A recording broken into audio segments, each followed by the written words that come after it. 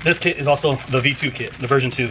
So it does come with pretty much all the fittings, and also comes with brackets. I believe it's to mount it into its position, into its location, which is very, very helpful. I don't need to fabricate any of that stuff. Comes with all the hardware. It even comes with the riv nuts that we can secure it to the frame. And here is pretty much all the lines that you need to be able to run this.